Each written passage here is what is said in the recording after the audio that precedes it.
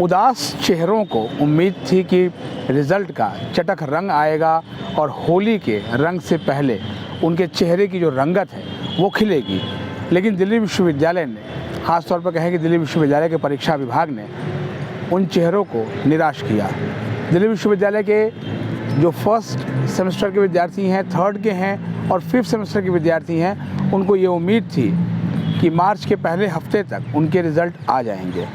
Result को लेकर students के मन में कितनी बेचैनी रही है उसका अंदाज़ा इसी तरह से लगाया जा सकता है कि कई फेक नोटिसेस भी सोशल मीडिया में तैरते नज़र आए कि रिज़ल्ट में देरी इसलिए हो रही है क्योंकि रिज़ल्ट आपके पेरेंट्स को SMS करके भेजा जाएगा। हालांकि वो सारे जो है वो नोटिस विश्वविद्यालय प्रशासन ने कहा कि वो फेक हैं और उन पर जो विद्यार्थी हैं वो विश्वास ना करें।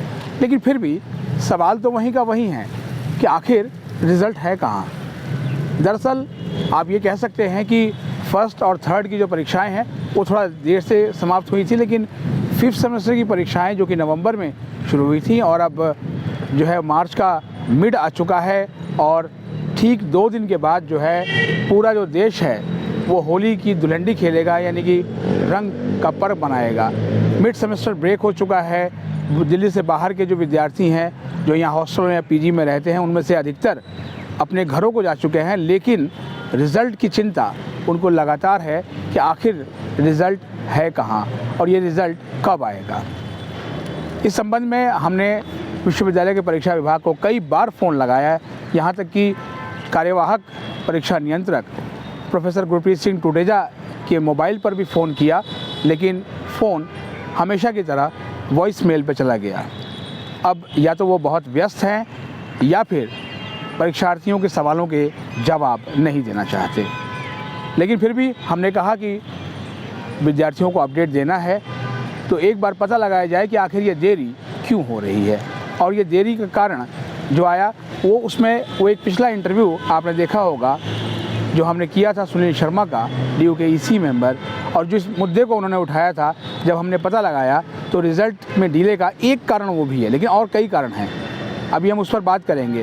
पहला कारण तो यह है कि जो अवार्ड सिस्टम है उसमें जो तब्दीली की गई, एक उसकी भी वजह से ये रिज़ल्ट डिले हो रहा है। अब आपको इसको समझाते हैं कि वो तब्दीली क्या थी। DU के कॉलेजों में परीक्षा होने के बाद जो आपके कोर्सेज़ होते हैं उसके एक डेजिग्नेटेड सेंटर बनाए जाते हैं DU के अलग अलग कॉलेजेस में, और वहाँ पर वो कॉपियाँ जाती हैं और वहीं पे अलग अलग कॉलेजों के आते हैं इवेल्युएटर और वो वहाँ पर की कॉपियाँ जांचते हैं, और जैसे जैसे कॉपियाँ जचती चली जाती हैं उनका रिज़ल्ट चढ़ता रहता है। लेकिन इस व्यवस्था में अब बदलाव कर दिया गया है। अब क्या है कि जो टीचर है वो आपकी कॉपी चेक करेंगे, लेकिन वो साथ के साथ समर्थ पोर्टल पे जो है वो आपके अंक नहीं चढ़ाएंगे। अब उनको रिज़ल्ट तैयार करके एक एनवलप में सील करके अपने उस सेंटर पे जमा कराना पड़ेगा जहाँ पर वो उस सब्जेक्ट का जो है वो सेंटर रहा है।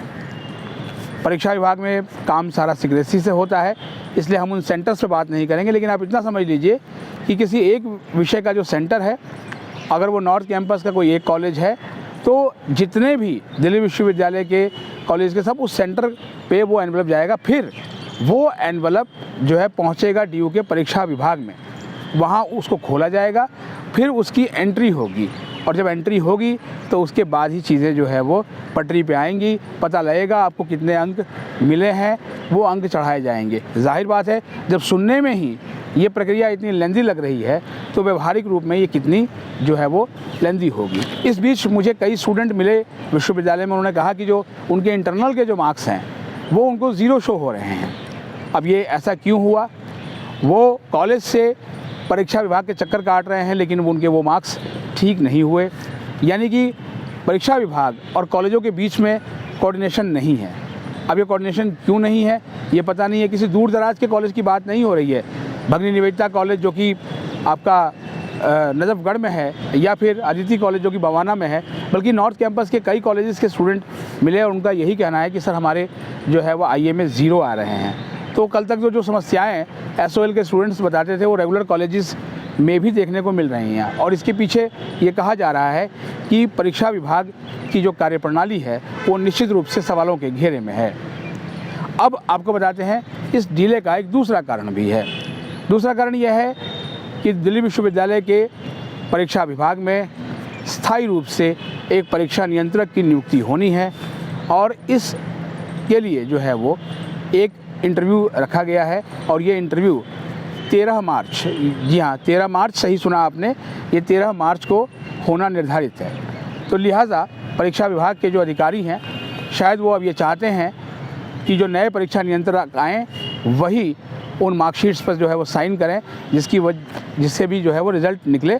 और ये रिज़ल्ट में डिले का एक कारण ये भी है। लेकिन ये सारी जो सूचनाएं आपको प्राप्त हो रही हैं ये सब हमें विश्वविद्यालय के सूत्रों ने बताया है और सूत्रों की सूचनाएं आमतौर पर सत्य भी होती हैं, लेकिन इनमें कुछ जो है वो गुंजाइश ना की भी होती है। लेकिन अभी जो एक अपडेट मिला है उस अपडेट के आधार पर जो है होली से पहले कुछ 4-5 रिज़ल्ट भी आपको देखने को मिल सकते हैं। लेकिन अब ये रिज़ल्ट कल आएंगे या फिर होली के अगले दिन आएंगे, इसके बारे में कहा नहीं जा सकता। एक स्टूडेंट ने मुझे लिखा कि सर आप जो है परीक्षा नियंत्रक से इंटरव्यू नहीं करते हैं। देखिए, परीक्षा नियंत्रक को इंटरव्यू के लिए कई बार जो है वो संदेश भेजा जाता है, फ़ोन किया जाता है, लेकिन ये परीक्षा नियंत्रक के ऊपर निर्भर करता है कि क्या वो छात्रों के सवालों के जवाब देने के लिए समय निकालते हैं कि नहीं। लेकिन आज के लिए जो फ़िलहाल अपडेट है वो यही है कि रिज़ल्ट की गाड़ी अभी भी अटकी हुई है और ये गाड़ी का सिग्नल जो है वो कब क्लियर होगा ये तो लगता है कि होली के काफ़ी बाद ही जाएगा। तो इसलिए अभी आप इसको लेकर बहुत व्यग्र ना हो। और कुछ लोग जो ये सोचते हैं कि रिज़ल्ट निकालना मेरे हाथ में है, तो ऐसा नहीं है।